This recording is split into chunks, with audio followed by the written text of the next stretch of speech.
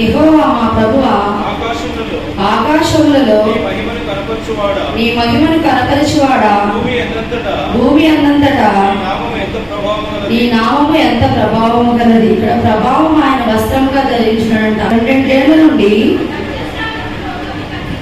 రక్తస్రావ రోగం కలిగిన ఒక స్త్రీ ఉండేను. ఆమె అనేక వైద్యుల చేత ఎన్నో తిప్పలు పడి తనకు కలిగినదంతయు వ్యయము చేసుకుని ఎంత మాత్రమును ప్రయోజనము లేక మరింత సంకటపడెను. ఆమె యేసును గూర్చి విని,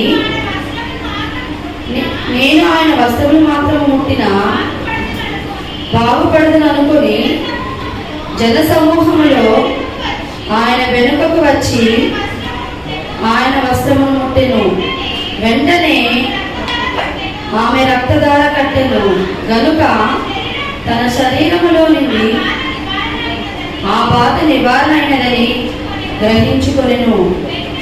వెంటనే యేసు తనలో నుండి ప్రభావము బయలు వెళ్ళనని తనలో తాను గ్రహించి జన సమూహం వైపు తిరిగి నా వస్త్రములు ముట్టినదెవరని అడుగగా ఆయన శిష్యులు ఇక్కడ మరి దేవుడు ఎలా మరి ప్రభావాన్ని ఎలా ధరించుకున్నాడు, ఆయన వస్త్రముగా ధరించుకున్నాడని కీర్తన 93 చూసాము. మరి ఇక్కడ చూసినట్లయితే 12 సంవత్సరాల నుంచి రక్తస్రావం కలిసి ఎన్నో హాస్పిటల్ తిరిగింది, కానీ ఆయన ఆమెకి నయం అవ్వలేదు. కానీ ఇక్కడ యెహోవా వస్త్రం అప్పుడు ఎలా ధరించుకున్నాడు, అక్కడ ప్రభావాన్ని వస్త్రంగా ధరించుకున్నాడని దేవుడు వాక్యం చదివిస్తుంది. మరి అక్కడ స్త్రీ ఏమనుకుంది, ఆయన వస్త్రాన్ని ముట్టినట్లయితే నాకు స్వస్థత కలుగుతుందని నమ్మింది అక్కడ కదా. అప్పుడు ఏం చేస్తున్నాడు ఆ దేవుడు అక్కడ ఉన్నప్పుడు, మరి ఆయన ప్రకటిస్తున్నప్పుడు జన సమూహంలో వెళ్ళి ఆయన వస్త్రాన్ని ముట్టుకుంది. వెంటనే ఆమెకి ఏం కలిగింది, స్వస్థత కలిగింది.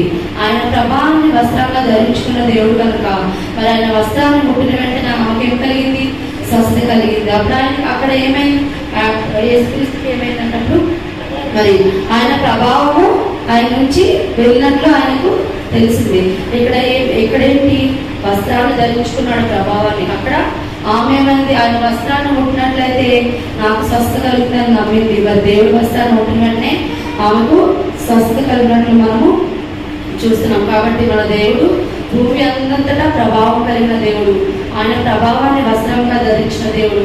ఆయన వస్త్రపు చెవులు ముట్టినట్లయితే మనకి స్వస్థత కలుగుతుందని మనము